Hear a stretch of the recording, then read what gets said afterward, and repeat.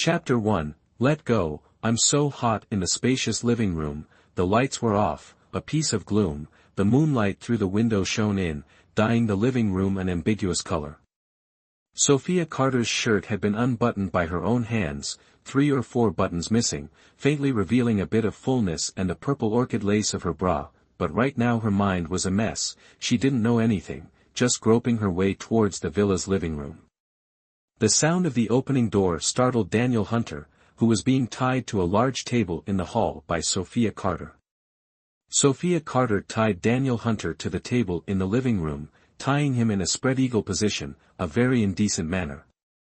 Daniel Hunter's jacket had also been removed by Sophia Carter, revealing his bare chest. At this time he was only wearing a pair of trousers. Hunter.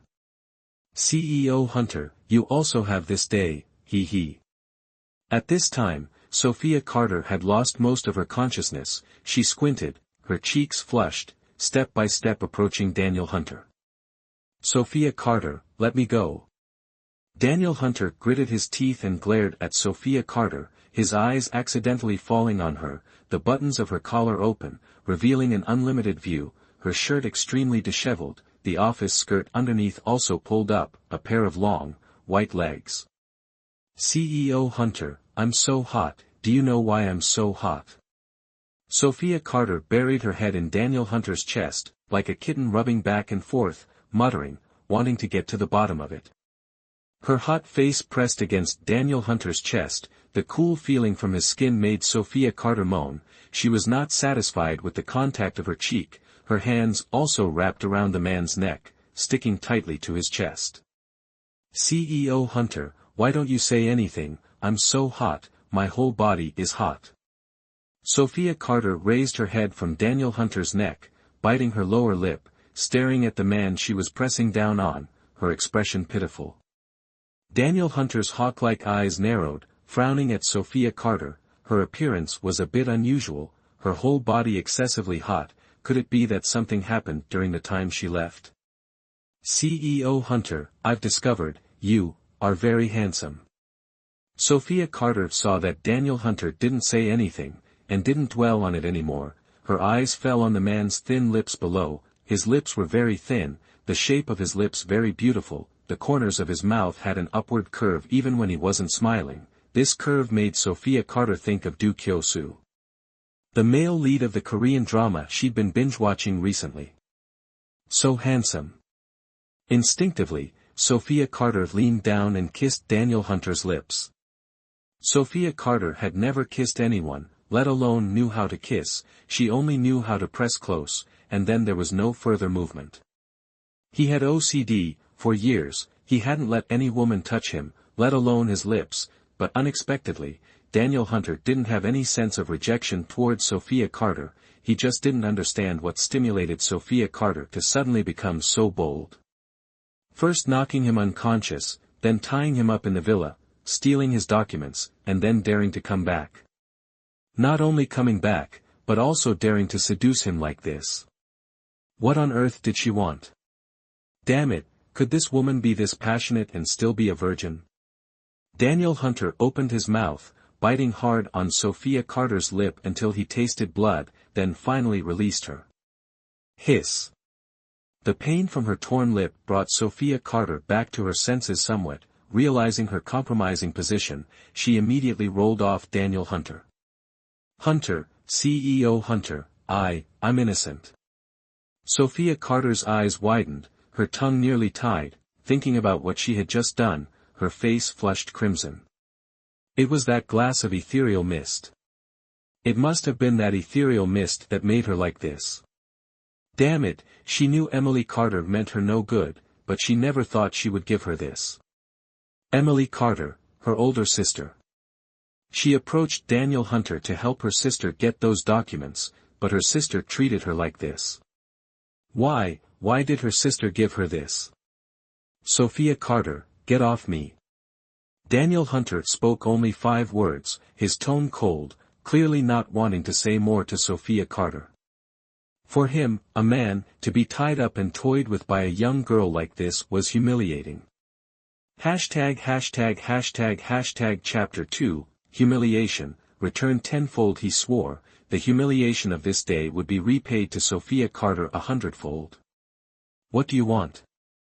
Daniel Hunter watched Sophia Carter like a hungry tiger stalking its prey, as if wanting to skin him alive and swallow him whole. He coldly opened his mouth to ask. I want, he. Sophia Carter narrowed her eyes, a smile slowly spreading across her face. Half conscious, in a moment of lucidity, she told herself that this opportunity was rare. Moreover, she didn't have much time left to live, so she might as well take this opportunity to lose her virginity. Otherwise, when she went down to the Yellow Springs, wouldn't Mengpa laugh herself to death knowing she was still a virgin? No, even though she only had a week left to live, she didn't want to die right now. The thought in Sophia Carter's mind hadn't fully formed, but her hand reached out. She brazenly crawled over him and started to take off Daniel Hunter's pants. She struggled with them, realizing his bound legs prevented her from removing them. She found some scissors and with a few snips, cut his trousers clean off. Sophia Carter. Daniel Hunter practically ground his teeth, the hair on his forehead plastered to his skin with sweat. He cried out in agitation, the sweat dripping down his forehead and disappearing on his lips. Do you know what you're doing? Daniel Hunter gritted his teeth, trying to ignore the growing tension in his body. He struggled, but the ropes were too tight. He could only lie there spread eagle, at Sophia Carter's mercy. I know, CEO Hunter, help me. Sophia Carter's eyes were hazy with lust, her body burning. She tore at her own shirt, losing control more and more. Daniel Hunter's restraint grew even thinner. Frantically, she ripped at her shirt, finally tearing the hindering garment off and throwing it aside. She craved the man before her, clinging to him, her hands gripping his shoulders. Daniel Hunter, Sophia Carter moaned, desire burning through her, consuming her will. Sophia Carter, hazy and lost, didn't know what to do. Sophia Carter shook her head, clueless about what to do next. She instinctively rubbed against Daniel Hunter like a kitten, seeking comfort. Daniel Hunter, hot, I'm so hot, help me. Damn it. Daniel Hunter gritted his teeth. Sophia Carter's soft, white, and flushed body on top of him relentlessly stimulated his senses. Both the sight and the feel of her tormented him with unbearable lust. Daniel Hunter. Sophia Carter murmured, her unfulfilled desire making her uncomfortable. She pouted, her tone slightly coquettish, and heightened by the heat of the moment, her voice became even more seductive. The intense heat practically scorched Sophia Carter's skin. Her plump red lips parted slightly, her appearance utterly captivating. Sophia Carter's voice nearly made Daniel Hunter explode. Whatever damn reason he had left, he threw it all aside in that moment. Like a wild beast, he roared, wanting to break free from the cursed ropes and pin this damned woman down, punishing her thoroughly. However, the ropes were too thick. He struggled until his wrists were raw and swollen, but he still couldn't escape. Frustrated, Daniel Hunter could only kiss Sophia Carter with even more ferocity. At this moment, Sophia Carter desperately needed something hot to fill her, but as an inexperienced young woman, she simply didn't know what to do next. Sophia Carter's hesitation pushed Daniel Hunter to the brink. He glared at her with hawk-like eyes and barked, "Sit up." If he didn't find release, he truly feared he would be consumed by his own lust. Facing each other, there was no coldness between them, the temperature continued to rise, and rise again. Sophia Carter, startled by Daniel Hunter's harsh command, sat up. This action only intensified Daniel Hunter's discomfort. But Sophia Carter didn't quite understand what Daniel Hunter meant by, "sit up." Sit up where? She furrowed her brows, her eyes wide like an innocent, pitiful little white rabbit. Daniel Hunter, you're not helping me. I'm so hot, uncomfortably hot. Sophia Carter continued to rub against him, completely unaware of how alluring she appeared. Chapter 3, Pain, the damned woman, this foolish woman, Sophia Carter, didn't even know how to do it? I said. Daniel Hunter was already humiliated enough being tied up like this, and Sophia Carter's cluelessness, shamefully, meant he had to teach her how. Daniel Hunter must have been insane, utterly and completely so, but in this moment, he was willing to be mad, unwilling to be lucid. Completely oblivious to how tightly Daniel Hunter was bound, Sophia Carter, frustrated by his stillness, straddled him. It wasn't gentle, it hurt, but the pain only fueled Daniel Hunter's desire. He lifted his head, swallowed hard, his Adam's apple bobbing enticingly. He growled, "Sophia Carter, hurry up." Daniel Hunter flushed, partly from frustrated desire, partly from discomfort, though the nature of that discomfort had shifted somewhat.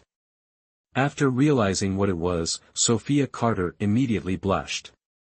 So that's what it was, she understood. The pain was intense, they said, but Sophia Carter couldn't care less.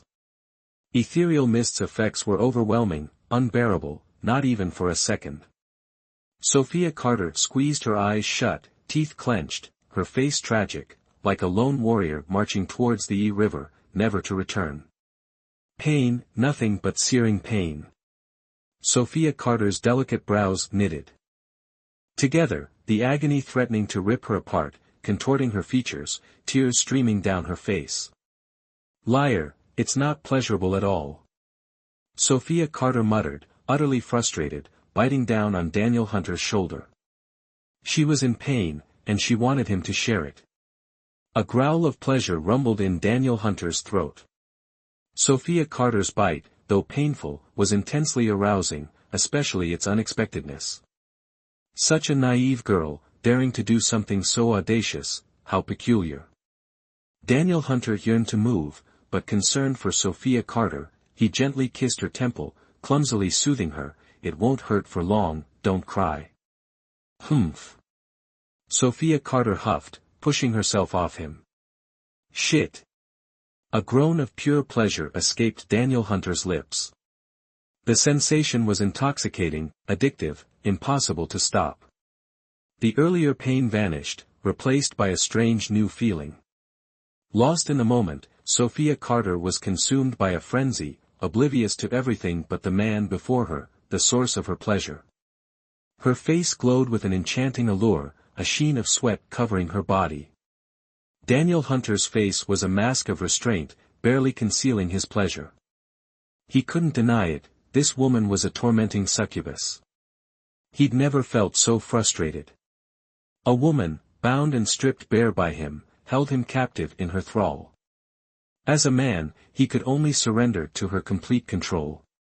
Yet, he willingly yielded, letting her have her way. Daniel Hunter swore he wouldn't let this audacious woman go unpunished. He'd make her his captive, forever begging for mercy beneath him. His male pride wouldn't tolerate what had happened. But it had, and all he could do was seek furious retribution. Sophia Carter, remember this, I am your first man, and I will be your last. Daniel Hunter commanded, his voice domineering. Finally sated, Sophia Carter collapsed, exhausted, against Daniel Hunter's chest. Cold. Sophia Carter murmured, nuzzling against him like a kitten seeking warmth. Get up. Daniel Hunter frowned. The aftermath of their passion left them sticky and uncomfortable, a torment for his fastidious nature. No, Sophia Carter mumbled, utterly spent. The frenzy had left her limp and weak, unable to move. Then let me go. Daniel Hunter felt he must be insane, otherwise, how could he calmly talk to the woman who had just forced herself on him? Chapter 4, Humiliated, Escape, Not Letting Go. Sophia Carter outrightly acted spoiled. She was about to die, so why bother listening? She wouldn't. With only 1 week left, she'd do whatever she pleased. Get up and shower. Daniel Hunter took a deep breath. Watching Sophia Carter's coquettish behavior, he didn't feel angry but found her rather endearing. Not showering. Sophia Carter nuzzled contentedly against Daniel Hunter, determined to milk her spoiled act. Sophia Carter's nuzzling made Daniel Hunter uncomfortable. Daniel Hunter was a man of iron will, and he had abstained for years. Now, provoked by this woman, he could no longer restrain himself. Desire dormant for 7 years, once awakened, couldn't be easily extinguished. Daniel Hunter. Sophia Carter blushed, quickly jumping out of his embrace. The effects of the ethereal mist had worn off, leaving her weak and flushed. But Sophia Carter, now conscious, was no longer controlled by the drug-induced lust. Her reaction made Daniel Hunter grind his teeth. "Daniel Hunter, you scoundrel!" Sophia Carter glared, cheeks puffed, and slapped him hard. The force of it left a clear mark on his face. "Me, a scoundrel?" Daniel Hunter gritted out each word, his voice dark with fury. Sophia Carter rolled off him, the moment leaving them both breathless. "Damn it!" Daniel Hunter closed his eyes. Sophia Carter panted, her face flushed as she looked at him. Was this considered deflowering him successfully? Her gaze drifted down to his toned abdomen, his firm chest, his overly handsome face, his sharp eyebrows, the lingering flush on his face, and his restrained expression. Unable to resist, Sophia Carter's eyes traveled from his face down his body. There was no other way to put it, it was too captivating. Her face heated up again. Suddenly, she shook her head vigorously. No, she couldn't look any more. "Sophia Carter, where were you looking?" Sophia Carter's face burned, her heart pounded. She grabbed her clothes from the floor and ran towards the bathroom. Midway, her legs gave way, and she stumbled gracelessly. Scrambling up, she hurried into the bathroom. She had to wash up and then run. Yes, she absolutely had to run. Sophia Carter stumbled into the bathroom and turned on the shower, letting the cold water shock her back to some semblance of sanity. Now calm, Sophia Carter remembered the outrageous things she had done. Good heavens, she had kidnapped Daniel Hunter, then shamelessly teased him, and then, that. It was truly a heinous crime. Mortifying, utterly mortifying. Sophia Carter smacked her head, recalling her wild behavior. Daniel Hunter must be furious, right? Just because of a medical book, she did such an outrageous thing. Memory, back to yesterday morning. In front of a small welfare institute, a disheveled woman squatted on the ground, wearing a white dress, her face small, but with thick black glasses covering most of it. Her eyes were vacant, her expression haggard, and she occasionally smirked. Finally, she closed her eyes, a tear rolling down her cheek. This appearance, much like a female ghost. "Thank you, miss. Thank you so much. On behalf of the children, I thank you. Miss Carter, you will certainly be rewarded." Sophia Carter looked expressionlessly at the old man from the Welfare Institute, bowing repeatedly in thanks, then smirked coldly. Rewarded? She, Sophia Carter, had lived for more than 20 years and had never done anything bad. Heaven's reward for her was a diagnosis of terminal cancer. A week ago, she was just a little dizzy, so she went to the hospital for a checkup. Unexpectedly, the doctor told her she had terminal cancer, with no more than half a month to live, and told her to arrange her funeral. Chapter 5, Anger, Determination. Looking at the diagnosis, Sophia Carter felt like the world was collapsing. She was only in her early 20s and still had her mother to take care of, yet she had a terminal illness. Sophia Carter pushed the thick black glasses on the bridge of her nose, said goodbye to the old man from the Welfare Institute, and walked out onto the street. Only then did she feel much more relaxed. The pressure she had been suppressing since receiving the diagnosis, knowing she had less than half a month to live, had been suffocating. Now, having sold all her house and property, donating $200,000, with $100,000 left, she truly felt relieved. $200,000. She was just a small secretary, yet she donated $200,000. TSK, isn't it just money? Anyway, she's about to die, what's the point of keeping it? Her mother has Emily Carter to take care of her. She's endured so much resentment all this time, being able to spend 200,000 freely, isn't that cool? Sophia Carter laughed to herself, her pale face regaining some color. Suddenly thinking of her mother, her eyes reddened again. Fortunately, Emily Carter had promised her that she would take good care of their mother, so she could leave in peace. Just as Sophia Carter was lost in thought, a figure appeared in front of her, blocking her path, followed by a barrage of questions. Sophia Carter, what are you doing?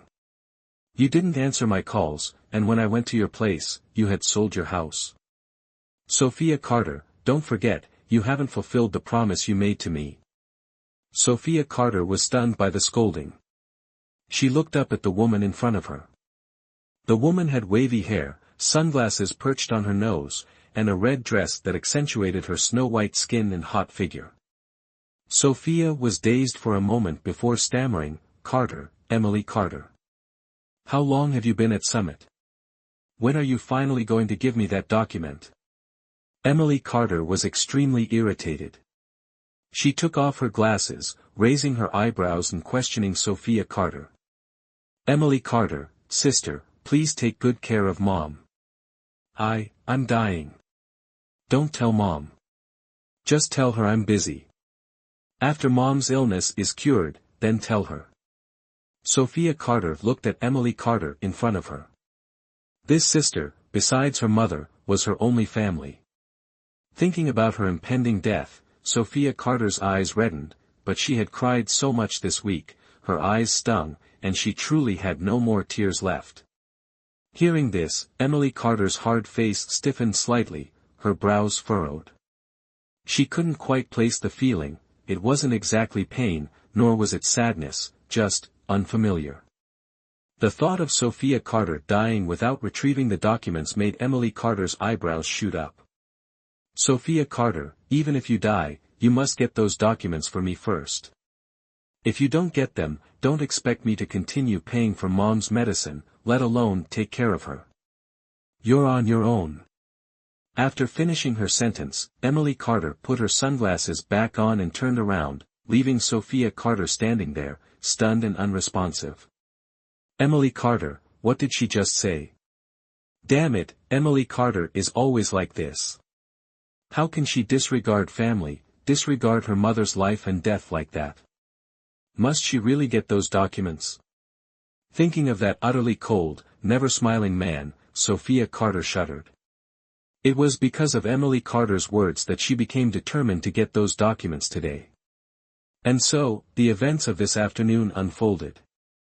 The White Sanctuary Grand Hotel, a globally affiliated 5-star luxury hotel located in the city center, covers nearly 100,000 square meters, a vastness beyond imagination. The first floor boasts an outdoor swimming pool, restaurants, entertainment rooms, and lounges. The front is a 48-story high-rise, while the back houses smaller villas. It offers the highest level of service, the most exquisite cuisine, and Korean, Japanese, and American-style baths. At this moment, countless neatly dressed staff members lined both sides of the entrance, their heads bowed low, clearly awaiting the arrival of an important figure. Daniel Hunter, 28 years old, CEO of Summit Group. The White Sanctuary Grand Hotel is one of the hotels under the Summit Group umbrella, and as the CEO, he is naturally a significant personage. ###### Chapter 6, Tense, Breathless. The Summit Group, built by Daniel Hunter from an obscure small company into a multinational corporation, speaks for itself in terms of the methods employed. Decisive methods, swift action, coupled with an almost aloof coldness and exacting standards in all matters, he is a meticulous and utterly perfectionistic man. All of this makes those working under him tremble, fearful of missteps or misspeaking. A jet-black Lincoln stopped in front of the hotel. A man in a suit stepped forward, carefully and respectfully opening the door, extending his hand above it in a gesture of absolute protection. Then, a dark head emerged. A tall man with long, straight legs, dressed in a silver suit, white shirt, and red tie. Hawk-like eyes constantly emanated a stern light, his features sharp. He was perhaps creation's most perfect masterpiece. Short, neatly combed hair revealed a bright forehead, thin lips pressed together in a cold expression. An aura of brilliance. After Daniel Hunter got out of the car, a woman wearing thick-rimmed black glasses, a black business suit, her hair in a ponytail, and a petite figure, appeared from somewhere and followed closely behind him, maintaining a distance of 3 steps. Sophia Carter lowered her head, one hand gripping her briefcase, the other clutching a file, so tense she could barely breathe. Her palms were slick with sweat, her throat parched, her lips cracked. All of this proved just how stressed she was. Sophia Carter finally steeled her resolve, ready to do anything for her mother. Today, she had to steal that document for her sister. Daniel Hunter, flanked by a dozen bodyguards, strode into the meeting room. Sophia Carter remained outside, preparing to distract Daniel Hunter's personal driver. Sophia Carter trembled slightly, her clenched fists damp with sweat. She glanced around at Daniel Hunter's ubiquitous bodyguards, carefully keeping her expression neutral as she hurried away. She still had work to do. Sophia Carter smirked, a cunning glint in her large eyes behind her black-rimmed glasses. Her pale pink lips curled upwards like a sly fox, and her cheeks flushed with a vitality that belied her supposedly terminal cancer diagnosis. She blinked, her grip tightening on the glass of water in her hand. Sophia Carter, you can do this, she told herself. After giving herself a pep talk, Sophia Carter strolled out of the hotel with the glass of water, approaching the driver waiting for Daniel Hunter in the car. Sophia Carter knew that after the meeting, Daniel Hunter would return to his villa. He lived there alone, a man with severe OCD and impossibly high standards, the kind of fastidiousness that precluded even a housekeeper. It was the perfect location for a kidnapping. Sophia Carter pulled herself from her thoughts and tapped on the car window, softly calling, "Uncle Brown." Hearing the call, Uncle Brown immediately lowered the window. Seeing Sophia Carter, he grinned. "Sophia. What's up? Bringing me another treat?" Uncle Brown had worked with Sophia Carter for over 6 months and had grown quite fond of the kind, innocent young woman. She always chatted with him while he waited for CEO Hunter, making sure he didn't get bored. "Yes, Uncle Brown, I brought you a drink, hee. CEO Hunter probably won't be out that quickly."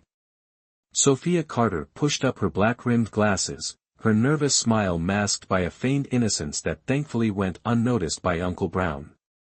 "Sophia, thank you, dear." Unsuspecting, Uncle Brown took the drink, opened it, and gulped down several large swallows. Watching Uncle Brown drink, a pang of guilt shot through Sophia Carter. She quickly excused herself and hurried away. Chapter 7, Coffee, extra strong *. I'm so sorry, Uncle Brown, but today's drink isn't quite pure. I added a diuretic, the kind that makes you need to pee every 3 minutes. Sophia Carter had purchased it on Taobao. The plan was simple, her own creation. She'd initially considered castor oil, but it wouldn't mix well, so she opted for the diuretic, which she felt was rather sophisticated. Sophia Carter thought, since she didn't have much time left anyway, why not do something epic while she still could? After all, she'd long gritted her teeth in hatred towards that difficult Daniel Hunter. He tormented her daily, and now that she was dying, what did she have to lose? 3 hours later. Daniel Hunter and Ethan Grant finished an unpleasant transaction, his face grim, his entire being radiating low pressure as he exited the hotel. He yanked open the car door with considerable force and slid into the back seat, coldly saying, "Drive." "Yes, CEO Hunter." Sophia Carter, sitting in the driver's seat, nodded slightly. She anxiously watched Daniel Hunter's darkened face in the rearview mirror, forcing a smile. "Sophia Carter. What are you doing here? Where's Brown?" CEO Hunter, Mr. Brown suddenly had a stomach ache. "He's been to the restroom several times already. It seems to be a bladder issue, so he rushed to the hospital. You were in an important meeting, so I didn't dare disturb you." Sophia Carter maintained a professional smile, her voice carefully neutral. CEO Hunter, I have a driver's license. I can take you back in Mr. Brown's place. Sophia Carter's words seemed reasonable, her gentle voice making it difficult to refuse. Daniel Hunter raised an eyebrow, glancing at Sophia Carter in the driver's seat. He pursed his thin lips, a flicker of displeasure crossing his face, but he didn't object. He simply gave a curt reply and returned to his documents. Sophia Carter breathed a sigh of relief. She'd finally managed to fool him. Starting the car, she drove calmly, occasionally glancing at the man in the back. He was silent, almost as if he wasn't there, yet his presence was undeniable. Daniel Hunter's aura was undeniably powerful. The sight of him focused on his documents was strangely captivating. Despite the cold, aloof air he exuded, it was hard not to steal another glance, and then another. He was indescribably handsome. Eyes on the road. Daniel Hunter suddenly looked up, his voice sharp. Sophia Carter, like a cat caught stealing cream, flinched. Sticking out her tongue, she quickly averted her gaze and focused on driving. So, Daniel Hunter had been aware of her all along. It seemed she'd have to be very careful to captivate this man. Catching sight of Sophia Carter's pink tongue, Daniel Hunter, usually so cold and composed, found his thoughts wandering. His little secretary always seemed to wear the same clothes, the same hairstyle, the same glasses. Every day, she dressed so conservatively that he'd never really gotten a good look at what Sophia Carter actually looked like beneath it all. But now, seeing the adorable way she'd stuck out her tongue, Daniel Hunter couldn't help but wonder what she'd look like without the glasses, her hair down. Though she always dressed modestly in her office attire, her figure wasn't bad at all. Daniel Hunter frowned, realizing he was having these thoughts about Sophia Carter, someone he'd barely noticed before.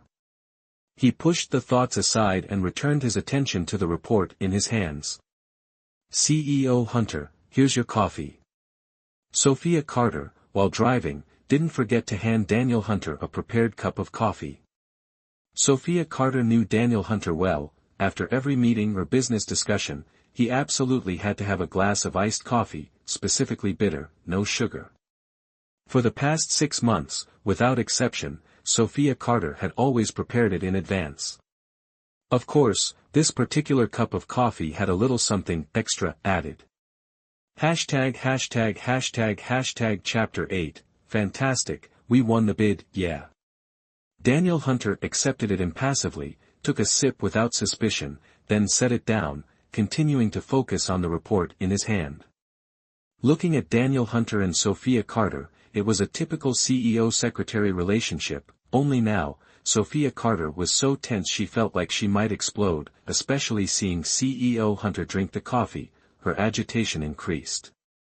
Sophia Carter suppressed a scream, striving to remain calm while driving. She had to stay calm, otherwise, what if she caused an accident?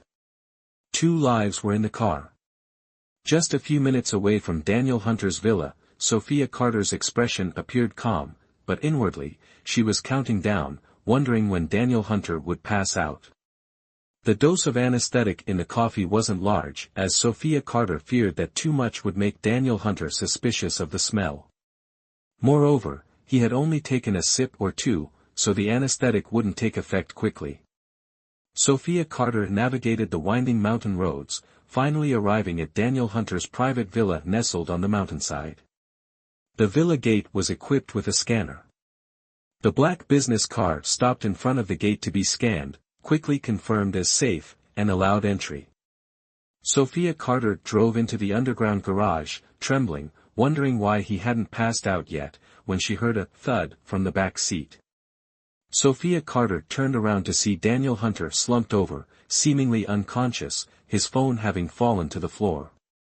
CEO Hunter. CEO Hunter. Sophia Carter called out a few times. Seeing that Daniel Hunter truly wasn't moving and had passed out, she breathed a sigh of relief. Thank goodness, he's finally out. Although she knew the villa would be empty. Sophia Carter still anxiously looked around. After confirming no one was there, she quickly unbuckled her seatbelt, got out of the car, went to the back seat, opened the door, and dragged Daniel Hunter out. Thump. Sophia Carter's hands went weak, and Daniel Hunter tumbled to the ground, his long legs caught in the car, his head hitting the ground hard with a clear thud. Sorry, CEO Hunter. Sophia Carter stuck out her tongue apologetically and pulled Daniel Hunter out. Dragging a man over 6 feet tall from the underground garage upstairs was strenuous work. Sophia Carter struggled to drag Daniel Hunter into the living room. She had been there once or twice before, only to retrieve documents, so she was somewhat familiar with the place. A certain woman, her hair disheveled and sweat dripping from the effort of dragging Daniel Hunter upstairs, dumped him on the floor. Ignoring her exhaustion, she immediately tied him up. This man had unusual strength, unlike ordinary people. Perhaps the dose of anesthetic wasn't enough, so it was better to tie him up to be sure. So, Sophia Carter tied up Daniel Hunter, then ransacked his entire villa, searching all night, finally finding the documents her sister needed in a hidden compartment. She immediately took the documents to the Eternal Night Bar to deliver to her sister, but her memory pulled her back to before she left the villa. Sophia Carter, holding the documents, excitedly left the study, and as she passed the living room, she felt an intense gaze fixed on her.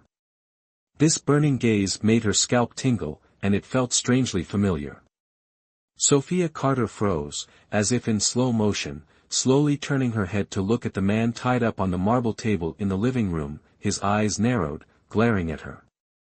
That cold, emotionless gaze nearly froze Sophia Carter. Even though Daniel Hunter was tightly bound, his imposing aura remained undiminished. His cold stare was enough to paralyze Sophia Carter, preventing her from taking another step. The air around the man quickly chilled, radiating a low pressure, a powerful aura that made Sophia Carter's scalp prickle. Chapter 9, Tie Him Up. How daring. Daniel Hunter squinted. He had just woken up, his head still heavy, but his mind wouldn't allow him to remain hazy for long. After regaining some clarity, he quickly grasped the current situation. It was, to put it mildly, dire. He was shirtless, tied up on the marble table in his own house. Someone tell him what happened. He was clearly reviewing reports in his car. Why suddenly, right, that coffee. After drinking it, he felt drowsy. He woke up like this. Who was this woman who had snuck into his house? Did she tie him up? Where was Sophia Carter? His overly timid little secretary, where did she run off to? For a moment, Daniel Hunter didn't recognize Sophia Carter. His sharp eyes quickly assessed this unexpected woman. She wore a white blouse, slightly wrinkled, the sleeves messily rolled up, revealing her fair arms. Below, she wore a proper office skirt, a very simple outfit. Her long, curly hair was loose and a bit disheveled, but it was clear she was undeniably beautiful. She had large eyes, wide with what looked like the fear of a startled puppy.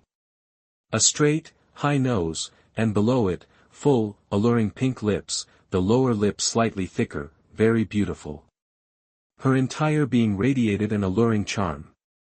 Daniel Hunter didn't recall ever meeting this woman, but, looking closer, those lips, they looked familiar. He felt like he'd seen those lips somewhere before, alluring, tempting him to kiss them. Sophia Carter froze under Daniel Hunter's scrutinizing gaze. Completely unaware of how different she looked from her usual self, she assumed Daniel Hunter must have recognized her, which was why he was glaring at her so menacingly. She trembled slightly before speaking. Hunter, CEO Hunter, I really didn't mean to. I'll be going now. CEO Hunter. That voice, coupled with the way she addressed him, instantly revealed the woman's identity to Daniel Hunter. Damn it, this woman was actually Sophia Carter, his little secretary who dressed like a woman in her 30s, the one who was excessively timid.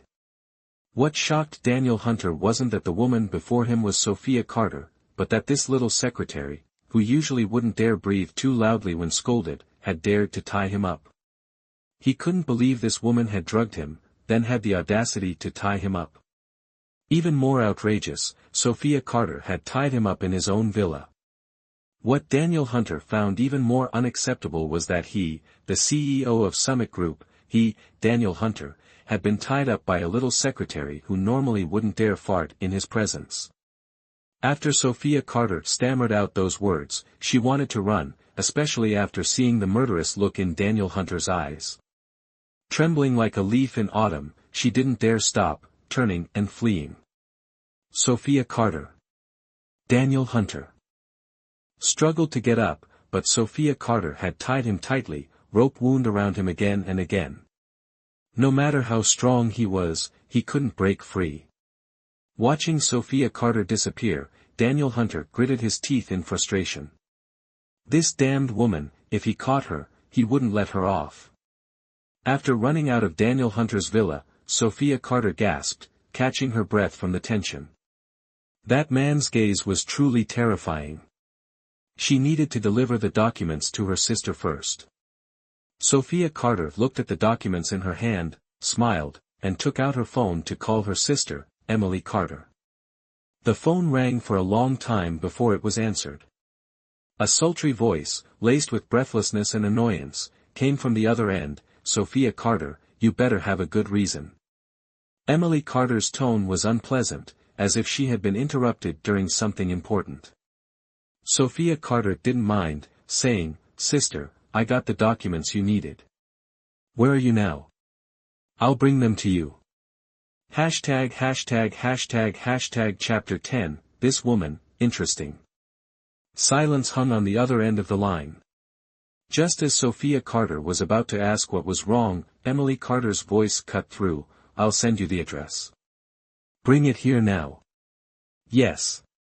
Sophia Carter heard the cold tone, her lip curling. What the hell? After helping her get the documents, she still spoke to her like this. Fine, this was the last time, the absolute last time she'd help her. Her phone buzzed. Emily Carter had sent the address. Sophia Carter opened it, 5 short words, Eternal Night Bar. That place seemed a bit far. Might as well, since she'd already done things she shouldn't have today, why not do one more? Sophia Carter grinned mischievously, spinning around and dashing down to Daniel Hunter's garage. She hopped into his car. Who told Daniel Hunter to live halfway up a mountain? This godforsaken place had no taxis. Stealing Daniel Hunter's car was the most logical solution. Half an hour later, Eternal Night Bar.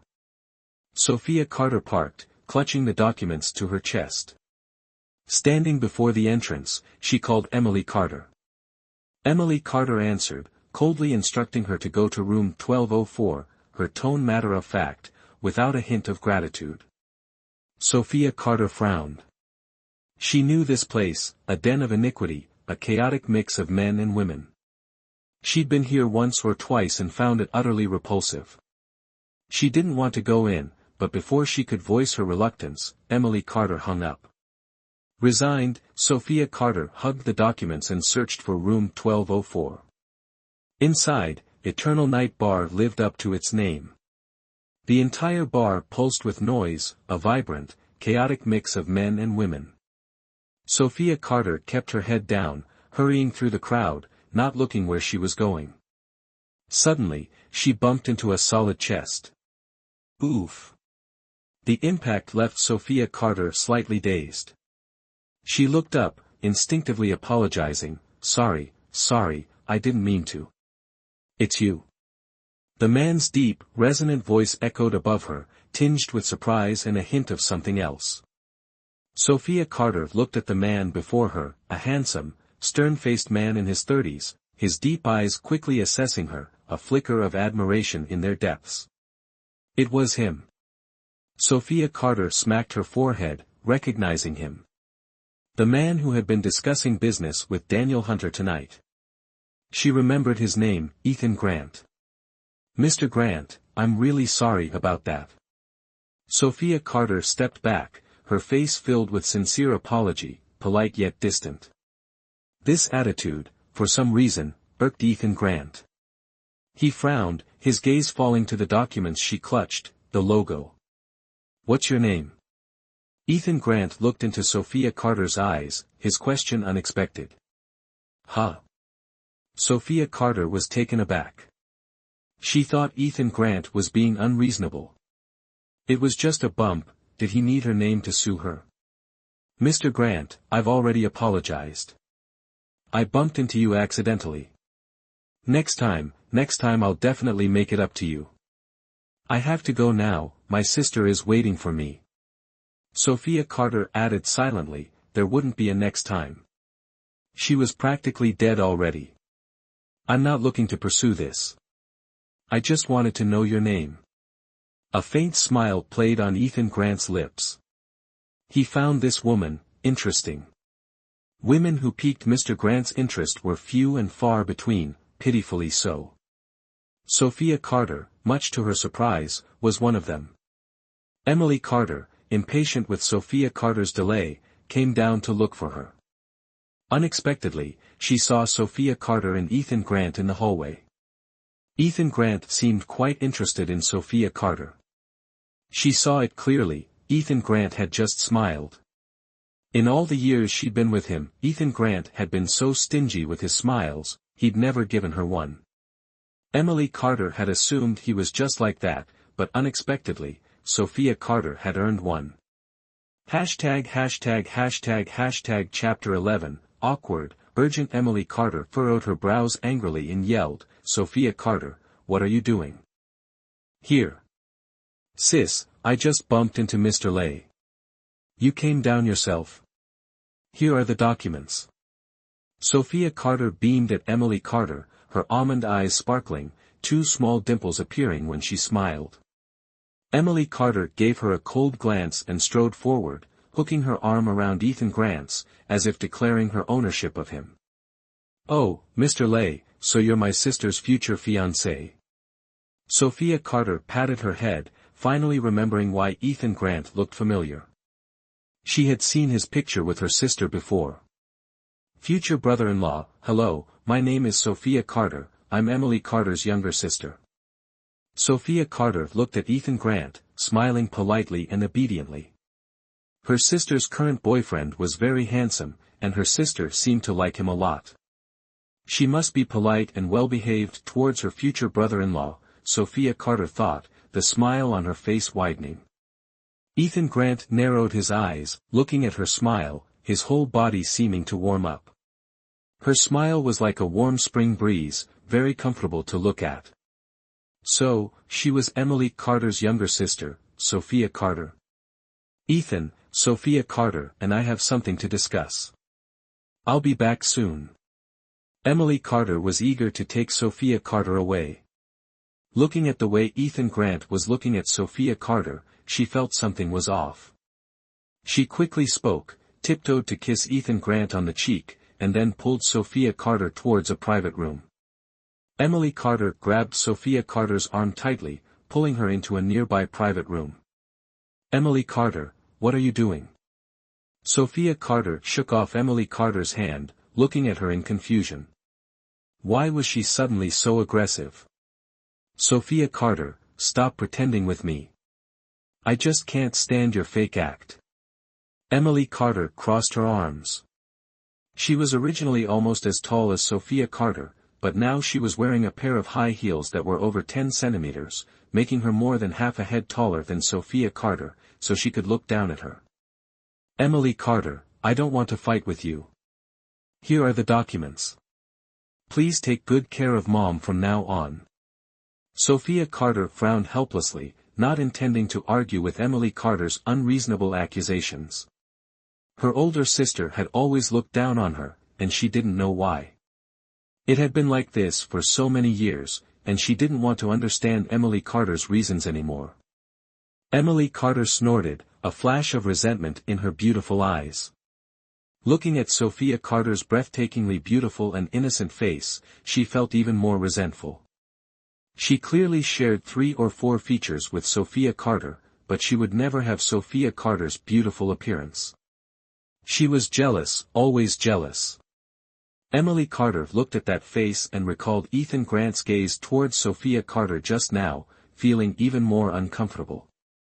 She snatched the document somewhat roughly, raised her hand, and slapped that face hard. Sophia Carter, don't look at me with that innocent face. Don't get cocky. It's just a document. I disdained to steal it, so I let you steal it for me. Don't think you're capable just because you managed to steal it. What, you think doing me a small favor means I should be grateful and thank you? Emily Carter's red lips curled, each word a barbed taunt, making Sophia Carter uncomfortable.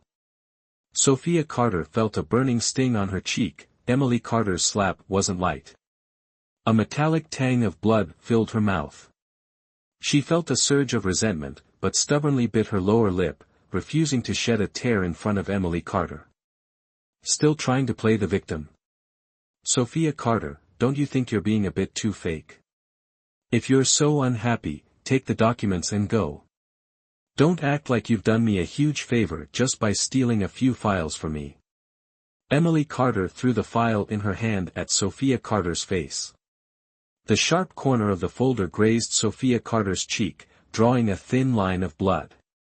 Emily Carter, we're sisters. Even if you don't see me as your sister, you are mine. Sophia Carter gritted her teeth, tears welling up. All her resentment erupted in a choked cry. Hashtag Chapter 12, Unscrupulous, turning the world upside down. Emily Carter remained unmoved. Sophia Carter's reddening face, somehow, looked endearing. The sight fueled her anger. Perhaps she wanted to tear down Sophia Carter's facade, to expose her true, despicable nature to everyone. Emily Carter smirked. Sophia Carter, you're right. I was wrong. Thank you for getting these documents for me. Sit down, have a drink, and then you can go. Emily Carter went out and called a waiter over, whispering something in their ear before returning. What are you planning now? Sophia Carter took a step back, deeply suspicious of Emily Carter's sudden smile. If Emily Carter smiled at her like that, it meant trouble. She'd learned that lesson the hard way. Sophia Carter, what do you think I could possibly do? Emily Carter widened her eyes, feigning annoyance at Sophia Carter's suspicion. A waiter knocked and entered, carrying 2 drinks, one red and one blue, both visually appealing. This is Whispering Blue Wind, Eternal Night Bar's best-selling drink. It's not alcoholic. Emily Carter pushed the exquisite blue drink towards Sophia Carter, keeping the red one for herself. Mine is Burning Passion. Come on, let's have a toast. Pretend I didn't act out earlier. I'm not drinking. Sophia Carter shook her head, wary of Emily Carter's sudden change in demeanor. Sophia Carter, are you refusing to forgive me? Emily Carter's face darkened, her expression filled with displeasure. Sophia Carter scrutinized Emily Carter's face, searching for any tell, but found only annoyance. Fine. The drink looked harmless enough, and it was called Whispering Blue Wind. Probably just a regular drink. If she refused, who knew how much more Emily Carter would pester her? Emily Carter, please, take care of Mom. Sophia Carter picked up the Whispering Blue Wind, lightly clinked it against Emily Carter's glass, and thinking of her own cancer, spoke with a tinge of sadness before downing the drink. I'm leaving. Sophia Carter didn't want to stay any longer. Eternal Night Bar was too loud, a place she wasn't comfortable in. All right. Emily Carter nodded, a sinister smile playing on her lips. Sophia Carter, oh Sophia Carter, that Whispering Blue Wind was specially prepared for you. I wonder what you'll be like in half an hour. Ashamed? Humiliated? I'm hoping to see you in the news tomorrow. As your older sister, I'm really looking forward to seeing just how depraved you can be. It's that blasted bewitching incense, that damned bewitching incense. Sophia Carter dragged her thoughts back to the present, shaking her head fiercely. It was all her sister's fault, making her, upon returning, turn into a she-wolf and force herself upon CEO Hunter. This was a crime. Would CEO Hunter sue her? It's okay, she's dying anyway, she has cancer, no need to be afraid. No, wait, the way Daniel Hunter looked at her just now, he seemed like he wanted to devour her alive. If this man catches her, would he take crazy revenge? Daniel Hunter was notoriously known for his excessive cleanliness, and she dared to do so many shameful things to him. She was so done for. Sophia Carter squatted down dejectedly, letting the water from the showerhead pour over her. She would definitely have no face to see anyone after this. Today, she actually did such an outrageous thing. No, wasn't she about to die anyway? Couldn't she do something crazy? She had been so obedient her entire life, never doing anything bad. In the final moments of her life, let her go a little wild. In the living room, the tied-up Daniel Hunter watched Sophia Carter stagger away, and couldn't help but chuckle. Was that woman too naive or just brainless? She actually had the nerve to call him a scoundrel. Who was it that tore their own clothes the moment they entered, and then tried to seduce him in every way? Humph, and now she dared to bite back, calling him a scoundrel. What a woman, twisting the facts. Daniel Hunter closed his eyes, thinking about how best to take revenge on this damned woman, this audacious woman, this woman with that taste. Hashtag chapter 13, girl, don't even think about running, he swore. Sophia Carter would spend her entire life under his punishment. Daniel Hunter gradually suppressed his escalating desire, but in his mind, he couldn't help but replay the image of Sophia Carter's frantic and seductive behavior on him. He couldn't forget those images. And so, tragically, little Daniel Hunter showed no signs of subsiding, but instead grew increasingly swollen. Just as Daniel Hunter was silently cursing Sophia Carter, contemplating how to punish her, Sophia Carter was tiptoeing away, trying to sneak off. She had washed herself clean, her wet long hair casually tied up. She wore a loose men's shirt, and her office skirt remained underneath. Such a simple outfit somehow gave Sophia Carter an alluring quality. Daniel Hunter recognized the shirt Sophia Carter was wearing, it was his. Where do you think you're going? Daniel Hunter's face darkened. He could see Sophia Carter's intention to escape. You don't see me, you don't see me. Sophia Carter hypnotized herself, quickening her pace and running towards the door. Sophia Carter. By the time Daniel Hunter yelled again, Sophia Carter had vanished. Damn it, even if she wanted to run, she should have untied him first. That damned woman, after doing all that, she actually planned to escape. Girl, you can't escape. After leaving Daniel Hunter's villa, Sophia Carter went straight to the hospital. She hadn't forgotten that today was the day to receive her pathology report. On the way, Sophia Carter's alluring attire attracted many gazes, but she, always naive, couldn't fathom why. The constant stares made her uncomfortable, urging her to quicken her pace. Towards the hospital. Perhaps due to the weekend, the streets were especially crowded today. Regardless, she reached the hospital without incident and immediately proceeded to retrieve her report. With only a week left to live, the report seemed almost pointless, but a worry gnawed at her. She feared dying without a known cause, so she intended to keep the report with her.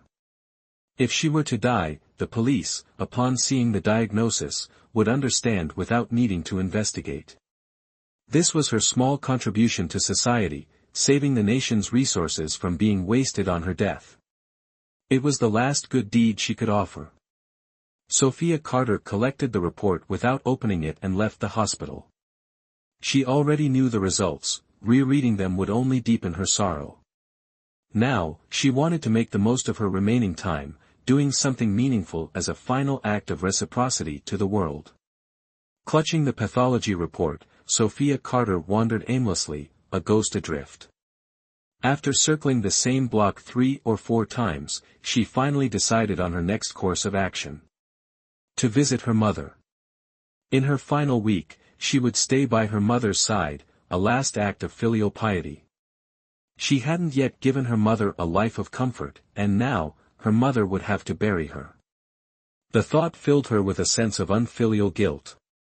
With a renewed purpose, Sophia Carter hurried towards the hospital where her mother was staying. Head down, lost in thought, she didn't notice the oncoming bicycle. Sophia Carter looked up just in time to cry out, "Ah!" Unable to avoid the collision, she fell face first onto the ground. The pathology report flew from her grasp, scattering across the pavement. The scene was truly a sorry sight. "Miss, are you all right?" The cyclist rushed to Sophia Carter's side, still sprawled on the ground. Chapter 14, Nanny. Did she see it wrong? Ignoring the cyclist and making no attempt to rise, Sophia Carter stared heavenward, her clear eyes filled with resentment, as if blaming the heavens for her misfortune. Damn it, Sophia Carter cursed inwardly, genuinely feeling the universe was screwing her over. Just 1 week left, and she couldn't even have some peace, having to suffer this public humiliation. Seeing the growing crowd pointing and staring, Sophia Carter quickly got up and mumbled to the cyclist who'd checked on her, I'm fine, I'm so sorry." Her voice was barely a whisper, head bowed to avoid the onlookers' gazes. With the internet being what it is, she worried someone had filmed her embarrassing fall and would post it online. That would be a truly mortifying way to go, and she had no desire for internet fame before kicking the bucket. Absolutely not. Sophia Carter, head down, used her purse as a shield, hoping to slip away unnoticed. Just then, the cyclist called out, Miss. Wait a minute." He hurried after her. Sophia Carter's lips twitched before she turned to the cyclist. Is there something else, sir?" She'd made sure to check him over earlier, he wasn't hurt. She'd seen he was uninjured before leaving, so why was he calling her back now? "Miss, you dropped this." The cyclist caught up, holding out her dropped medical report. It must have fallen out and opened when she'd tumbled. Sophia Carter took the report, her eyes widening at the words, healthy, printed clearly on it. What the hell? Was she seeing things? The final diagnosis was, healthy. Where was the cancer? Wasn't she supposed to be dying, with only a week left to live? She must be mistaken. Taking a deep breath to compose herself, Sophia Carter finally scrutinized the unfamiliar medical report. After reading it, Sophia Carter's already pale face drained of what little color remained. Mouth agape, she clutched the report and sprinted back towards the hospital she'd just left. Ignoring the waiting patients, she burst into the doctor's office. "Doctor!" Sophia Carter roared, slamming the report down on his desk, her eyes blazing.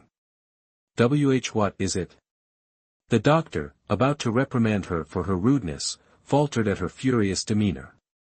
"What is it? You dare ask me what is it? I should be asking you that, doctor." Sophia Carter yelled, all pretense of politeness gone. After reading that report, her rationality had vanished. This. The timid doctor trembled under Sophia Carter's tirade. This. You've been hemming and hawing long enough. Spit it out already. What the hell is going on with this medical report? Explain it to me, damn it. Sophia Carter looked murderous, leaning on the desk with one hand, foot propped on a chair, a picture of pure gangster menace. The doctor, terrified by her demeanor, trembled as he picked up the medical report Sophia Carter had thrown on the desk, anxiously scrutinizing it. Chapter 15, Congratulations.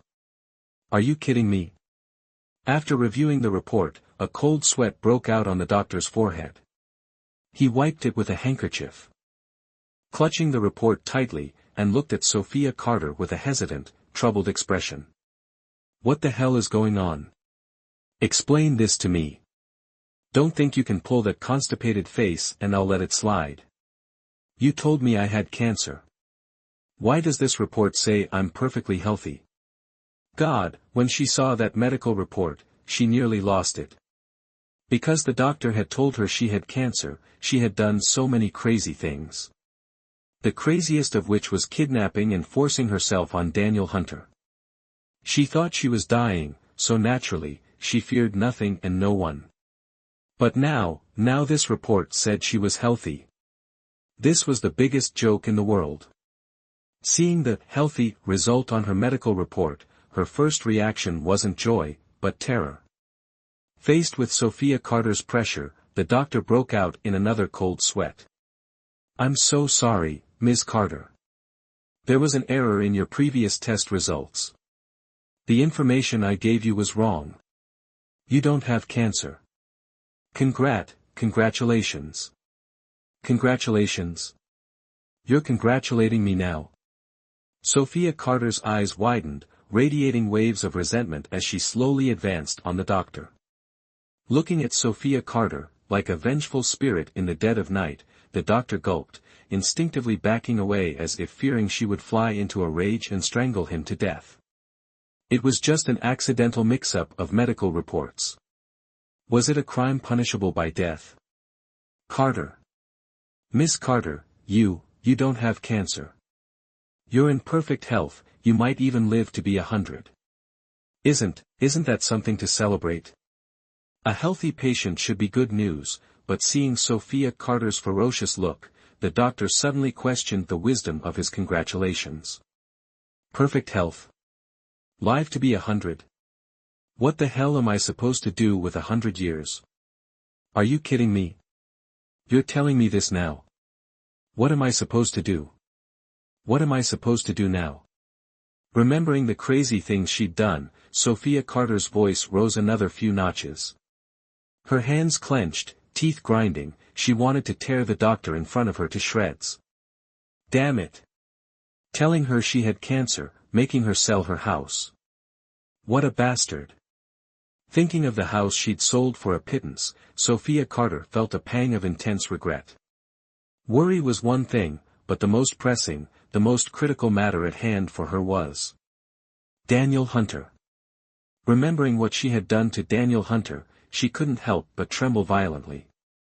At the time, she must have been freaking kicked in the head by a donkey to have done such bloody, dog-blooded things. She regretted it, immensely regretted it.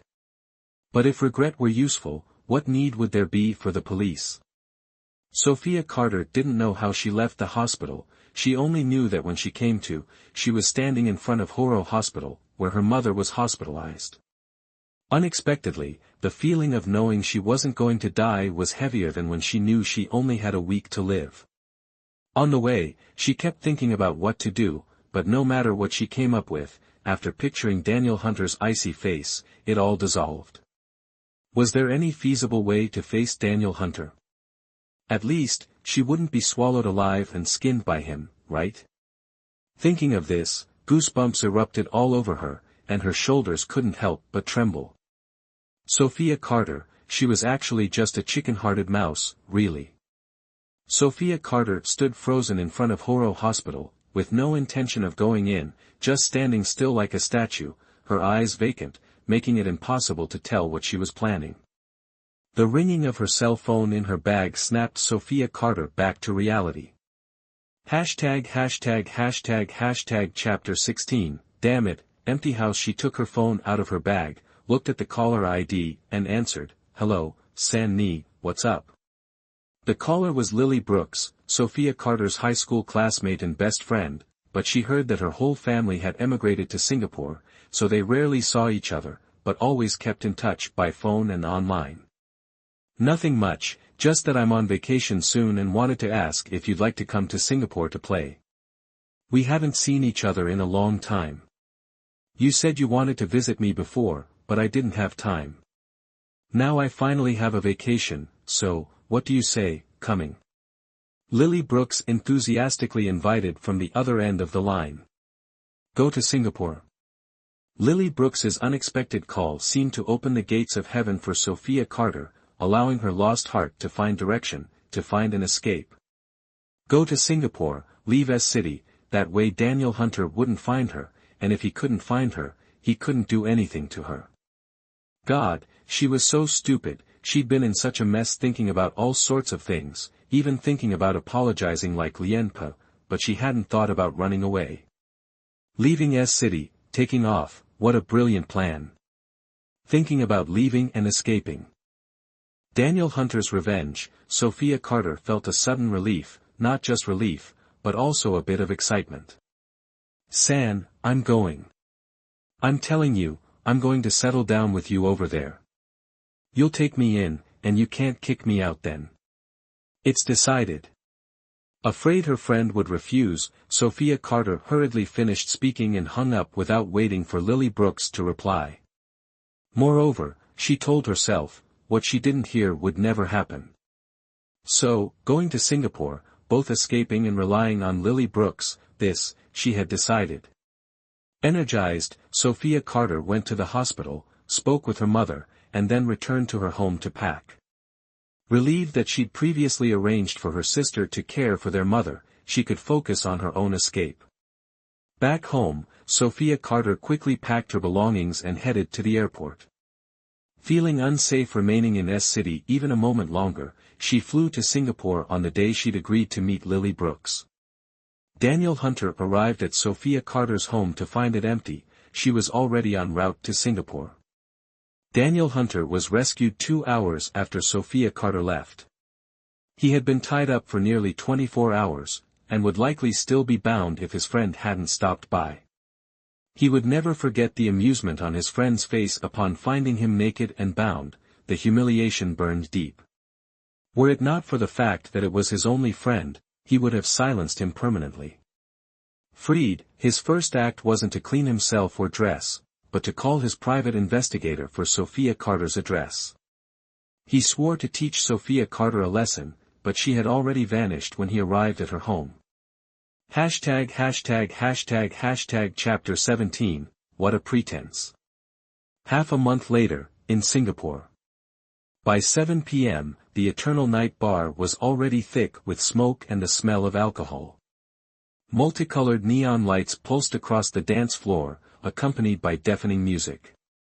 Men and women danced with abandon, as if trying to shed all their energy. The Eternal Night Bar in Jurong, Singapore, was a renowned international hangout, attracting people from all over the world. It had become a Jurong landmark. The bar's fame stemmed primarily from its stunningly beautiful staff, a major draw for patrons. The Eternal Night Bar had stringent requirements for its staff. Beyond looks, extensive training and rigorous testing were mandatory. Their role was to provide dedicated, one-on-one service to the clientele. In the Eternal Night Bar's staff lounge, a group of meticulously trained attendants prepared to greet their assigned guests. Number 28, Sophia Carter, the guest in VIP room 3 has requested you. The manager, after a cold glance at Sophia Carter, delivered the message. Manager, I'm not entertaining guests. Sophia Carter, from the ranks of neatly standing waitresses, stepped forward and hastily spoke to the manager. Stop pretending. You're already at Eternal Night Bar. Do you really think you can just play rock paper scissors, hang out in the lobby, and drink with guests? The manager glared at Sophia Carter, speaking contemptuously. The manager was a woman. Due to her advanced age, unable to work as a waitress, she became a manager, a position with the status of a dog. It should be known that at Eternal Night Bar, the highest-ranking employees were the specially trained waitresses like them. The so-called manager was just a fancy title. In reality, they were no different from waitresses in outside restaurants, perhaps even less so, having to do everything from serving tea and water, cleaning and sweeping floors, to carrying and lifting things. Therefore, she was very jealous of these young, beautiful girls, which was why her attitude toward Sophia Carter was so rude. Manager, I'm not the only one playing rock paper scissors here. There are plenty of other waitresses who entertain guests. You can call someone else. Anyway, I'm not doing it. Sophia Carter pouted and said angrily. It was bizarre enough that she was even here, and now they were asking her to entertain guests. How could Sophia Carter possibly feel comfortable with that? A week ago, that is, a week after Sophia Carter arrived in Singapore, she discovered that her best friend's job was as a waitress in a bar, and moreover, one with a special status. Of course, she knew that all professions were valuable. Even working as a special waitress in a bar was a job, and it was money that Lily Brooks earned through her own labor. She didn't mean to look down on it. 2 days later, she went to wait for her best friend, Lily Brooks, to get off work and unexpectedly caught the bar owner's attention. He asked her to work there. Sophia Carter, of course, tried every possible way to refuse, but then the bar owner used Lily Brooks to threaten her, saying that if she didn't come to work, he would fire Lily Brooks. Not wanting her best friend to suffer because of her, Sophia Carter finally agreed to work there, but she requested to be just a regular waitress, not the special kind. So, this was the reason why she was here now, and completely unwillingly. This is the boss's order. You can't refuse. If you have any objections, go talk to the boss yourself. The female manager snorted in dissatisfaction, threw those words at her, and left the break room. Leaving Sophia Carter speechless, she angrily glared in the direction the manager had left. Seeing Sophia Carter so angry, as her best friend and the one who had gotten her into this mess at Eternal Night Bar, Lily Brooks naturally had to offer some comfort. Lily Brooks walked up to Sophia Carter, placed a hand on her shoulder, and said with a remorseful expression, "Sophia, I'm really sorry. Don't be mad anymore. I know you're putting up with this because of me. Or I could quit." Chapter 18, Nauseating, Smoke and Fire. Haze, don't be silly, Lily Brooks. You still have a mountain of debt to pay. Without this job, won't those loan sharks kill you? Sophia Carter glanced at her best friend and said helplessly. Initially, knowing her close friend was deeply in debt and desperate for work, she reluctantly agreed to her boss at Eternal Night Bar and took a job as a waitress. "I'm sorry, Sophia." Lily Brooks looked at Sophia Carter, her heart filled with gratitude and apologies, but voicing them felt overly sentimental. She knew Sophia Carter wasn't one for emotional displays. Seeing her friend's distress, Sophia Carter's heart softened, and she finally agreed. After all, Sanni had taken her in when she was struggling years ago. This was a way to repay the favor. She might as well go, those guests probably wouldn't dare do anything to her. "Don't worry, I'll be back soon." Patting Lily Brooks' shoulder reassuringly, Sophia Carter resolutely walked out of the break room. Standing before VIP room number 3, Sophia Carter hesitated, a whirlwind of conflicting emotions churning within her. Her complexion was poor, a slight pallor visible even under the bar's dim lights. A flicker of fear danced within her as she prepared to enter the VIP room. After about 5 minutes, she finally mustered the courage, grasped the doorknob, took a deep breath, and opened the door. The first thing that hit her was a thick cloud of cigarette smoke. The smell alone indicated a prolonged period of smoky indulgence.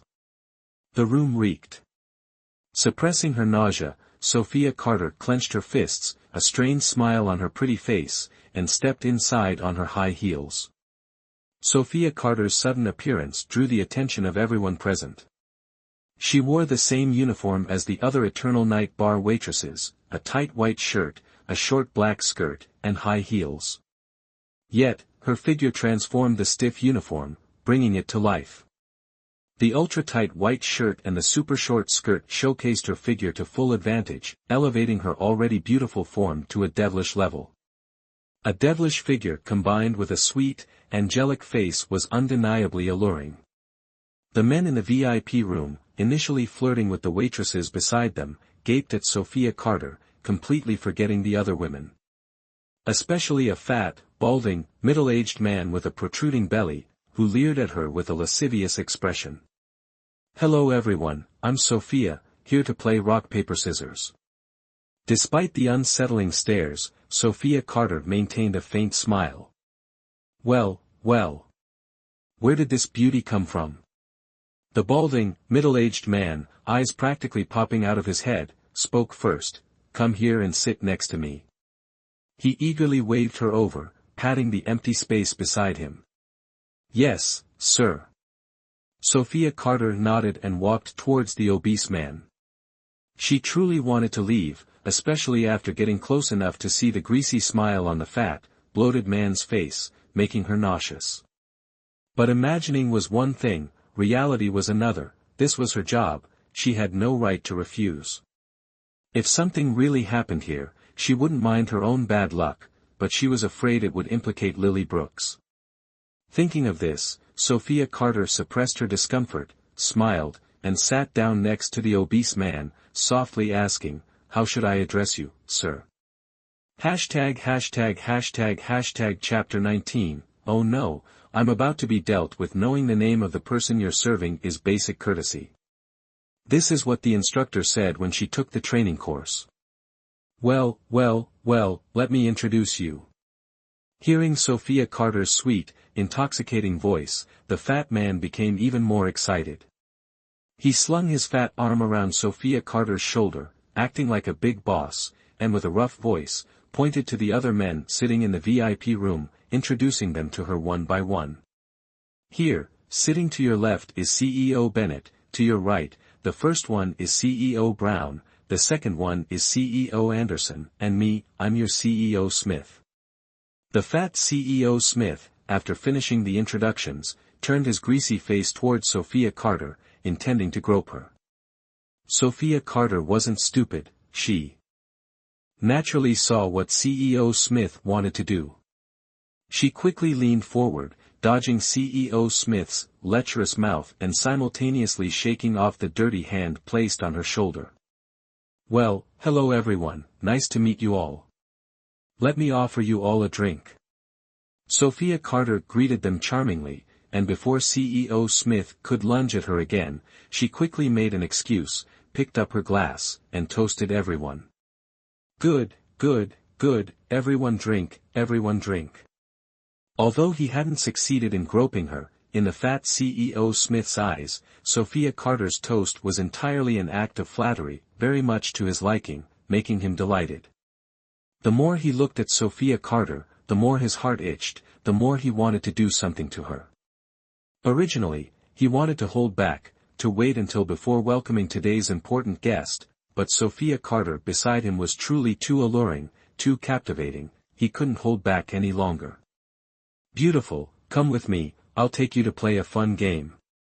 He looked at Sophia Carter with lustful eyes, his throat bobbing, saliva constantly secreting in his mouth, almost drooling. "Oh, CEO Smith, don't be like that. We haven't even had 2 drinks yet. Come on, let's continue drinking."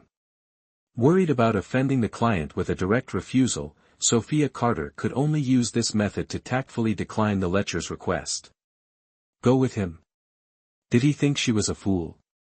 What could happen once they left this room? She could figure it out with her little toe. This lecherous man most likely saw her as a special service staff member.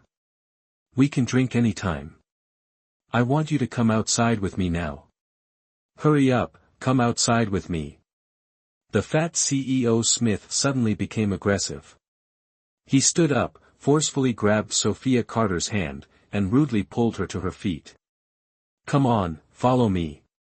CEO Smith, please don't do this." Sophia Carter felt a flicker of fear, but outwardly, she maintained a smile, speaking softly to the obese man. She twisted her arm, trying to pull her wrist from his fleshy grip, but it was no use, her strength was insignificant against the boar-like man before her. Seeing Sophia Carter's repeated refusals, CEO Smith's temper flared. His greasy, plump face contorted into a ferocious snarl as he grabbed her hair and yanked it hard. "Bitch! Who do you think you are? You'll do what I tell you. You're just a lowly waitress, and I'm a VIP. Do you know how important I am? You dare refuse me? I'll show you what happens." CEO Smith snarled at Sophia Carter. Shame washed over Sophia Carter. How could she be so unlucky to encounter this pervert?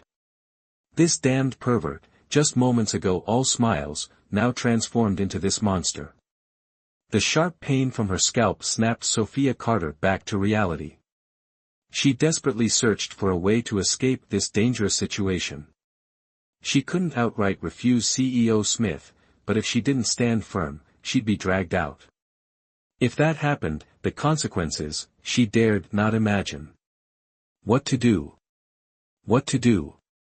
Sophia Carter's already uneasy heart pounded with increased fear. In her desperation, she wished for a rescuer. Ironically, amidst her terror and yearning for help, the image of the formidable Daniel Hunter flashed through her mind. Hashtag Chapter 20, Despair, Death Descends. Damn it, how bizarre. Sophia Carter shook her head, dispelling the unsettling image that had appeared. But back in reality, if she truly wanted someone to save her. Sophia Carter glanced at the other CEOs in the VIP room. They were preoccupied, drinking and enjoying the company of the hostesses, showing no inclination to intervene. Sophia Carter stamped her foot in frustration, nearly grinding her teeth. Why was she so unlucky? Unable to refuse CEO Smith, Sophia Carter reluctantly yielded, allowing him to drag her towards the door. She planned to seize any opportunity to escape once they were outside. Just as Sophia Carter was about to be pulled out the door, one of the CEOs who had been enjoying himself spoke up.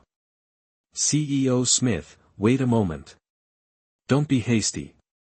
The speaker was the CEO whom Smith had introduced to Sophia Carter as CEO Bennett. Bennett, I've got my eye on this one. Don't interfere. CEO Smith snapped, his chubby face wobbling with displeasure at the interruption. CEO Smith, get a grip. We've barely arrived, and you're already losing your head. Have you forgotten why we're here? CEO Hunter hasn't arrived yet. If he gets here and you're not around, we'll discuss the partnership with him ourselves, without you. CEO Bennett, considering his friendship with Smith and the importance of their mission, felt compelled to intervene. Seeing someone finally step up to speak, Sophia Carter felt like she'd spotted her parents on a deserted island, her eyes shimmering with emotion. Humph. Don't mention that Hunter brat to me. Considering our positions, I'm practically his elder. That arrogant little punk, after we invited him 3-4 times, we finally got him to agree, and he still has the nerve to be late. Damn it. Hearing CEO Bennett mention the Hunter name, the portly CEO Smith became even angrier, tightening his grip on Sophia Carter's hand. As CEO Smith's grip intensified, Sophia Carter bit her lip in pain, instinctively struggling to break free, but her actions only further irritated the enraged CEO Smith. He glared, abruptly yanked Sophia Carter in front of him, raised his hand, and slapped her hard across the face. Ah! The sudden pain on her face made Sophia Carter cry out. CEO Smith's forceful blow knocked her off balance, sending her sprawling to the floor. CEO Bennett, who had initially started to intervene, seeing Smith's furious outburst, decided against it, even standing aside with an amused expression, enjoying the spectacle. Seeing CEO Bennett's sudden change in attitude, Sophia Carter felt utterly defeated. She had thought she was saved, but they were all vipers. Watching CEO Bennett's callous indifference, she felt truly helpless. Damn it! Was she really going to be this unlucky today? No. She had just recovered from cancer, her life was precious. She absolutely couldn't die, at least not like this. With this thought, Sophia Carter gritted her teeth, pushing through the pain to stand up. Still unsteady, she lunged for the door, but the perverted CEO Smith wasn't about to let her go that easily. Before she reached the door, CEO Smith grabbed her back. Want to leave? Not so fast. You filthy whore, daring to disobey me. I'll teach you a lesson. Sophia Carter's attempt to escape further enraged CEO Smith.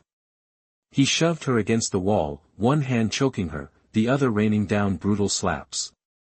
Sophia Carter was brutally assaulted by the perverted CEO Smith, but no one in the VIP room intervened, they all watched as if it were entertainment. The wait staff, though sympathetic to Sophia Carter's plight, were too afraid to interfere. Was she really going to die here? Beaten to a daze, Sophia Carter felt herself weakening.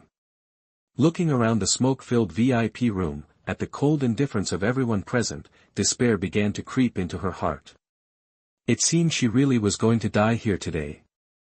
She slowly closed her eyes, waiting for the inevitable. Chapter 21, Devil, why are you here? But just then, the VIP room door was suddenly flung open with a bang, and everyone's attention snapped towards the entrance. Upon seeing the figure at the door, the executives in the room collectively gasped, especially CEO Smith. Just moments ago, he was aggressive, but now, his corpulent frame trembled, and his hand, which had been squeezing Sophia Carter's throat, instantly released its grip. As CEO Smith abruptly let go, Sophia Carter's exhausted body slumped to the floor. Before darkness consumed her and she lost consciousness, she seemed to glimpse a familiar yet terrifying figure. It seems she's truly lost her mind. When Sophia Carter regained consciousness, she found herself lying on a large, luxuriously soft bed. Opening her eyes, she was startled to see that everything around her was milky white. Could she actually be dead? Could it be possible to ascend to heaven after death? She braced herself on the bed, attempting to sit up, but the slightest exertion sent searing pain through her body, forcing her to grit her teeth. Still feeling pain meant she wasn't dead, a thought that brought temporary relief. Where in the world is this? Sophia Carter murmured to herself. Unable to sit up, she remained on the bed, her large, bright eyes scanning her surroundings. The room wasn't large. Everything, from the walls to the bed she lay on, even the window curtains, was bathed in milky white. Pure yet tangible, the room was undeniably pleasant, but where exactly was it? Despite scrutinizing the entire room, Sophia Carter couldn't answer the question plaguing her mind. And how did she end up here? She remembered being knocked unconscious by that pig-faced, greasy CEO Smith in VIP room 3 last night. Could this be the pervert's house? Ugh. The thought sent a chill down Sophia Carter's spine. Ignoring the throbbing pain, she gritted her teeth and forced herself to crawl off the bed, tumbling onto the floor. She had to get out of there, before that creep could do anything to her. She had to escape immediately. Rolling off the bed, she tried to stand, but the beating from the previous night, coupled with an empty stomach, left her weak and injured, unable to rise. With no other option, Sophia Carter began to crawl towards the door. No matter what, she had to leave. She absolutely had to. Sophia Carter crawled at a snail's pace towards the door, but just as she finally reached it, the milky white door suddenly swung open. The creak of the door nearly stopped Sophia Carter's heart. Holding her breath, she quickly closed her eyes, feigning unconsciousness on the floor. You have a fondness for sleeping on the floor, I see, a deep, magnetic voice resonated above Sophia Carter. The man's tone, laced with coldness and mockery, sent shivers down her spine. But what truly made Sophia Carter's skin crawl, was the unsettling familiarity of that voice. No way. No way. This must be a hallucination, it must be, she couldn't be this unlucky, no way, absolutely no way. Sophia Carter was terrified, her brows furrowed tightly, silently praying to all the gods and Buddhas. But, if she thought about it rationally, she seemed to remember, before passing out last night, she really did see that man's silhouette. At that time, she thought it was another hallucination, but now, coupled with this voice, the hallucination seemed to be turning into reality. Could it be that the man standing before her was really Daniel Hunter? Impossible. Sophia Carter grimaced, stealthily opening a slit in her eyes, wanting to see the face of the man standing before her clearly, but as soon as the slit opened, the icy face magnified before her eyes startled her, her sparkling eyes widening in terror. How are you here? Sophia Carter's face paled, she stammered, her voice trembling as she pointed at the man in front of her, asking in disbelief. So, she really was this unlucky. The figure she saw last night really was Daniel Hunter, that devil, the devil who wanted revenge on her. Out of the frying pan and into the fire, how could she be so unlucky? Why, are you so surprised to see me? So scared? Is it because you've wronged me? Daniel Hunter looked at Sophia Carter with a smirk, his dark eyes flashing with a cold light that could freeze someone to the bone. Finally, he had found this damned woman. Half a month ago, after going to her house and discovering she had fled, he began a hellish search, first turning S-City upside down, then searching abroad. Finally, yesterday, he found news of her, learning that she had stooped so low as to work as a bar waitress. He truly felt the urge to strangle her then.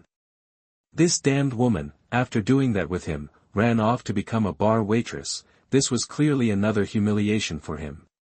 So he swore he would personally capture this damned woman, and in the days to come, keep her by his side, slowly torturing her, to extinguish the 1,000-year-old hatred in his heart.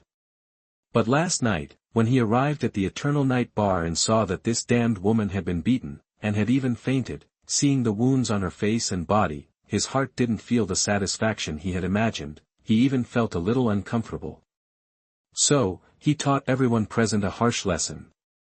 He found a suitable reason for himself, because this damned woman, only he was allowed to torment her, anyone who dared to touch her, he would make them wish they were dead. I didn't do anything wrong to you. Sophia Carter really wanted to bite her tongue off, her stammering making her look undeniably guilty.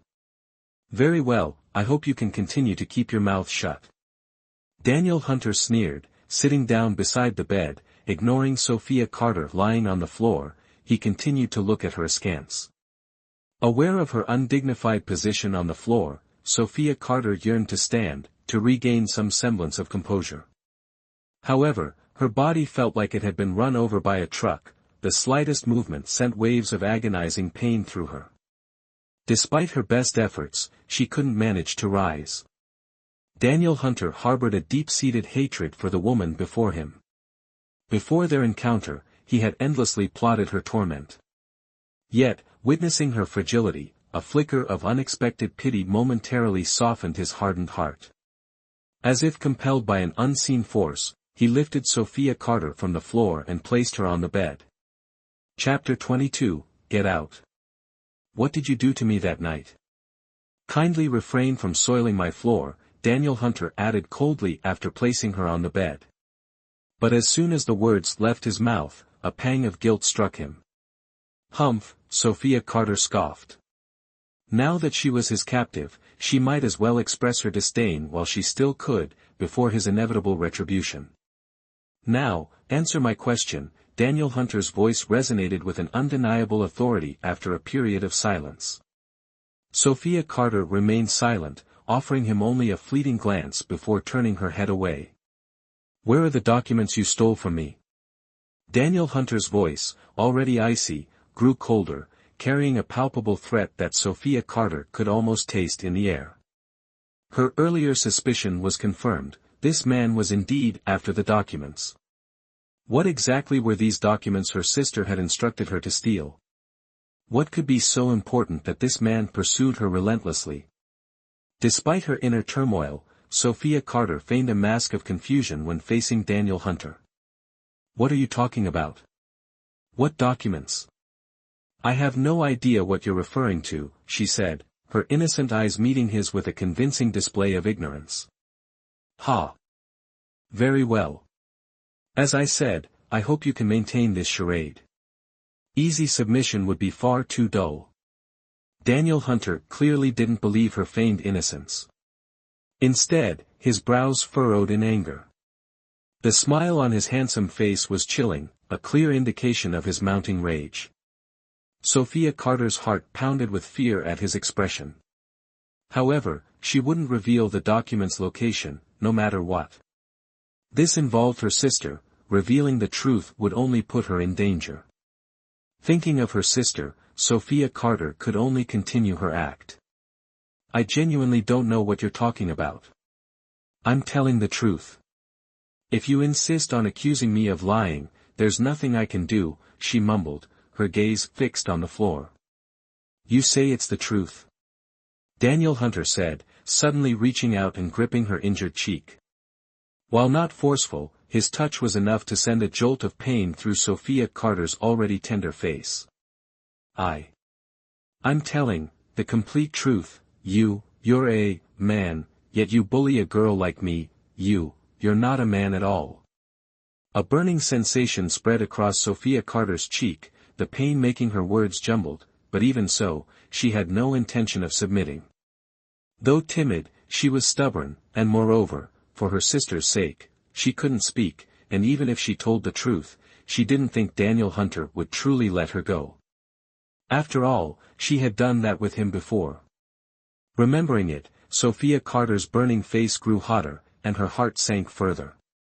Whether or not I'm a man, you should know better than anyone. Daniel Hunter's anger suddenly receded, a wicked smile playing on his handsome, icy face as he lowered his head, slowly approaching Sophia Carter's face, an ambiguous air rising between them. Get lost. Sophia Carter fumed. This man was truly hateful, not only continuing to grip her injured face but also daring to approach her like this, causing her face to flush crimson. This was truly infuriating. Get lost? It seems you've forgotten what you did to me that night. The angrier Sophia Carter became, the more amused Daniel Hunter seemed. He defied her command to leave, drawing even closer, almost touching. The wicked smile remained on his face, but his deep, dark eyes were filled with bloodthirsty fury after mentioning that night. It was evident how deeply the humiliation of that night had affected him. What night? I have no idea what you're talking about. She didn't want to recall that night at all, and it was because of that night, fearing Daniel Hunter's revenge, that she had fled here. How could she be so foolish as to bring it up now? She hadn't missed the murderous look in Daniel Hunter's eyes. Bringing this up now, she guessed her fate would be even more dire. You don't know what I'm talking about. Are you sure you really don't know what I'm talking about? Daniel Hunter's bloodthirsty gaze drew closer to Sophia Carter, his aura of fury and arrogance suggesting he might tear her apart in the next second. Naturally, in his current rage, his grip on Sophia Carter's cheek tightened, making her feel like her teeth were about to be crushed. God, was she really going to have her teeth crushed, instantly becoming toothless? Although the grip was incredibly painful, almost unbearable, Sophia Carter didn't cry out once, nor did she make any sound of pain. She only frowned, her face contorted in pain, but she still didn't utter a single plea for mercy. Seeing her endurance, something stirred within Daniel Hunter. This woman, this damned cockroach of a woman, was so stubborn. Even now, she wouldn't beg for his forgiveness. Good, very good. He wanted to see just how stubborn she was, just how long she could hold out. Thinking of this, Daniel Hunter released Sophia Carter. Cough, cough, cough. Her throat finally freed, Sophia Carter coughed violently. This is truly infuriating. Cough, cough, if you want to know how it tastes, try it yourself, Sophia Carter replied weakly. After all, she had decided she absolutely would not reveal anything about the documents. She still had to take care of their mother, she couldn't let anything happen to her sister. Looking at Sophia Carter, this woman who wouldn't yield even in death, Daniel Hunter felt both truly angry and intrigued. He was angry because this woman didn't give him face, didn't obey, and intrigued because he had never met such a daring, stubborn woman. Fine. I'll see how long you can keep your mouth shut. Daniel Hunter glared at Sophia Carter, his sharp eyes flashing with determination. Suddenly, he stood up, looked towards the door, and shouted, "Someone." As soon as his order finished, two men in black suits, even wearing exaggerated black sunglasses, with tall and imposing figures, entered. They entered the room, respectfully bowed to Daniel Hunter, and then asked, "CEO, what are your orders?" The two men in black spoke in unison, very formally. Their voices equally resonant. Surely, they must have undergone training. Chapter 23, Arrogance, Overwhelming Presence. Drag her to the dark room and lock her up. Without my orders, give her nothing to eat or drink. After giving the order, Daniel Hunter turned, gave Sophia Carter, lying on the hospital bed, a long look, and then angrily left the room. He wanted to see if this woman, without food or water, could still keep her mouth shut. As for Sophia Carter, after hearing Daniel Hunter's order to the two men in black, she felt her head spin. Although she was already quite dizzy, she became even more so now. She didn't expect Daniel Hunter, the CEO of a large multinational corporation, to use such childish and despicable tactics against a small woman. This Daniel Hunter, just as she imagined, was despicable, shameless, utterly evil. She knew that after what she did to him, he absolutely wouldn't let her off easily. It wasn't that she hadn't thought about how he would punish her before, but locking her in a dark room without food, such a despicable act, she truly hadn't anticipated. If she hadn't been so severely injured last night, now sick and weak, with only half a life left, she could have endured 2 or 3 days without food. But now, her stomach was already growling. How long she could hold out, she really didn't know. Without giving Sophia Carter a chance to think further, the two tall men in black pulled her up from the bed, each gripping one arm, half carrying, half dragging her to the so-called dark room. After bringing Sophia Carter to the dark room, the men in black roughly threw her down, then left and closed the door. Sophia Carter weakly crawled up from the floor. She looked around at the pitch-black room, and truly, a sense of fear crept into her heart. The room was truly dark, devoid of any light. Sophia Carter groped along the wall, up and down, but still couldn't find the light switch. It seemed this room was a true darkroom, with no lights at all. Sighing in disappointment, Sophia Carter slumped against the wall and sat down heavily on the floor. She breathed a helpless sigh, thinking about everything she'd been through, and a sudden pang of sorrow struck her heart.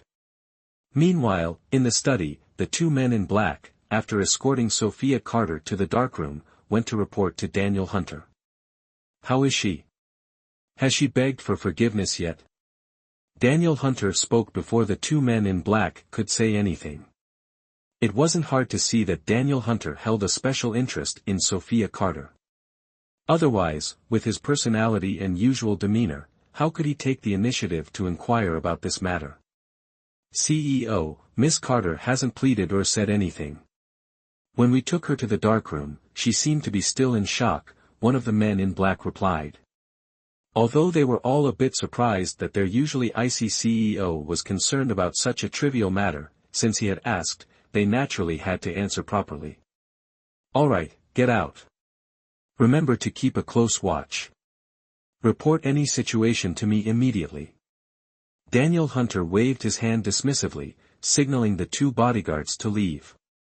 He then turned to look out the window, his face grave, his mood seemingly foul. It was unclear whether he was worried about the documents or if his mind was preoccupied with the stubborn woman locked in the darkroom. From S-City to Singapore, did he rush after her just for those documents? The answer was uncertain. Locking Sophia Carter in the darkroom was merely an act of momentary anger.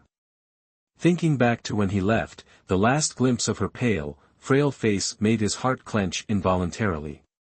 This strange feeling made him want to release her, but a gentleman's word is his bond. How could Daniel Hunter easily go back on a decision he had made? If he released her immediately after locking her up, wouldn't that woman's arrogance only grow? Daniel Hunter felt extremely irritated, and all this irritation stemmed from that woman. Damn it! Gnashing his teeth, Daniel Hunter angrily punched the hard glass. No matter how strong the glass was, it couldn't withstand Daniel Hunter's fist. A crack immediately appeared on its surface. Locked in the darkroom, Sophia Carter, weakened by her injury from the previous night and having not eaten all day, was now starving, her chest pressed against her back, nearly fainting. Yet, despite this, she remained stubborn, showing no intention of pleading. In the darkness, she sat still on the cold floor, like a statue. The two men in black, following Daniel Hunter's orders, were observing Sophia Carter's situation through the camera, growing increasingly uneasy. Although the darkroom was pitch black, rendering those inside practically blind, observing from the outside through the surveillance screen was a different story. Thus, the two men in black could clearly see Sophia Carter's every move inside. What should we do now? Miss Carter's situation doesn't seem very good. Should we report to the CEO? One man in black asked the other, because just now they saw their CEO seemed very worried about Sophia Carter in the dark basement, so they naturally became worried about Sophia Carter's situation. But the CEO doesn't seem to be in a good mood. If I go over there now, no matter what I say, I feel like I'll just get yelled at. The other man in black, compared to Sophia Carter's situation, was more worried about being scolded. You have to know, Daniel Hunter is very scary when he's angry and scolding people. If the situation is serious, he can even fire him directly. Hayes, you have a point. Thinking of Daniel Hunter's scolding appearance, the man in black felt a chill down his spine. It was really terrifying. So let's just leave it alone for now. We'll report to the CEO when her situation gets really serious. The two men in black finally reached an agreement, deciding to temporarily ignore Sophia Carter. Just like that, a day passed. In the evening, Daniel Hunter had an appointment and left, and during his absence, no one cared about Sophia Carter locked in the small dark room. Until the next day. For some reason, Daniel Hunter's schedule in Singapore was leaked, causing him to have to entertain many guests. He was busy with meetings all evening, one after another. His summit group is a multinational corporation, so there are many business activities abroad. He took this opportunity to come to Singapore, although the main purpose was not for work, but he also took the opportunity to settle some matters. After all, for a businessman, making money is still very important. Daniel Hunter was busy all night, until dawn. He returned to his villa in Singapore. The first thing after entering the villa, Daniel Hunter called his bodyguard to inquire about Sophia Carter's situation. To be honest, he was busy entertaining guests all night, but the image of this damned little woman kept lingering in his mind, so as soon as the meeting ended, even though his friends had booked a hotel room for him to rest, he still rushed back. Hashtag Chapter 24, Uncomfortable, Heartbroken. He didn't even know what he was thinking at this point. How is Sophia Carter? As soon as he entered the door, before he even had time to take off his shoes, Daniel Hunter called a bodyguard to ask. CEO, there's been no movement for now. The bodyguard answered honestly, but his tone seemed a bit hesitant. No movement. As sharp as Daniel Hunter was, with just one sentence, he realized the ambiguity in it. His face darkened, a sense of unease rising in his heart. Daniel Hunter decided not to ask the bodyguard anymore and went to see for himself. He took off his suit jacket and threw it on the sofa, then strode towards the dark room. He didn't understand why, but when he heard his subordinates say there was no movement, he suddenly felt very uneasy. Could it be, something really happened to this little woman? The phrase, no movement, can be understood in many ways. For example, she fainted, so there's no movement. The more he thought, the more uneasy he felt. Daniel Hunter quickened his pace toward the dark room. When he opened the door and saw Sophia Carter lying on the floor in the shadows, his heart skipped a beat. It felt as if 1,000 hands were squeezing his heart, causing him unbearable pain. Actions, not words. He rushed in, scooped Sophia Carter up, and carried her back to her room, bellowing for his men to summon a doctor immediately. Daniel Hunter carried Sophia Carter, unaware that amidst the chaos, his face was etched with worry and concern. He placed Sophia Carter on the same soft, large bed she had occupied earlier. Before the doctor arrived, Daniel Hunter remained by her side, silent, his dark eyes fixed on her face. Had Sophia Carter opened her eyes then, she would have seen the worry in Daniel Hunter's eyes, a worry he himself was oblivious to. It turned out that deep down, he cared for this small woman. Soon, the doctor arrived. The doctor immediately began examining Sophia Carter. Throughout the examination, Daniel Hunter's gaze never left the figure on the bed. "How is she, doctor?" Daniel Hunter asked anxiously as soon as the examination was over. "She simply fainted from extreme hunger and some untreated, infected external wounds. I've cleaned and dressed them. Here are some anti-inflammatory medications. When she wakes up, give her some thin porridge and then the medicine," the doctor explained clearly and concisely. "All right," Daniel Hunter replied flatly. From the doctor's words, he understood that the woman wasn't seriously ill, and he felt a wave of relief wash over him. The heavy weight on his chest vanished, the thousand squeezing hands disappeared in an instant. In short, he felt at ease, even happy. But after the relief and happiness subsided, Daniel Hunter felt a prickle of unease as he reflected on his sudden surge of emotion. What was wrong with him? Why did he care about that damned woman, even letting his mood be affected by her? No. Impossible. He couldn't allow such feelings to develop. He, Daniel Hunter, controlled others, he couldn't be controlled, especially not by this woman who had humiliated him so thoroughly. He hadn't even properly punished her yet. Absolutely not. He couldn't have any unusual feelings for this woman. With that thought, Daniel Hunter left Sophia Carter's room, instructing the servants to follow the doctor's orders. Caring for others was something Daniel Hunter never did, especially caring for a woman. His ironclad principles would not be broken so easily. Sophia Carter was dreaming. In her dream, her mother had recovered, and they were living happily together. She was overjoyed, but suddenly a demon appeared, shattering her happiness. This man was none other than Daniel Hunter. Daniel Hunter's sudden appearance in her dream startled Sophia Carter awake. Gasp, gasp. Sophia Carter opened her eyes, breathing heavily.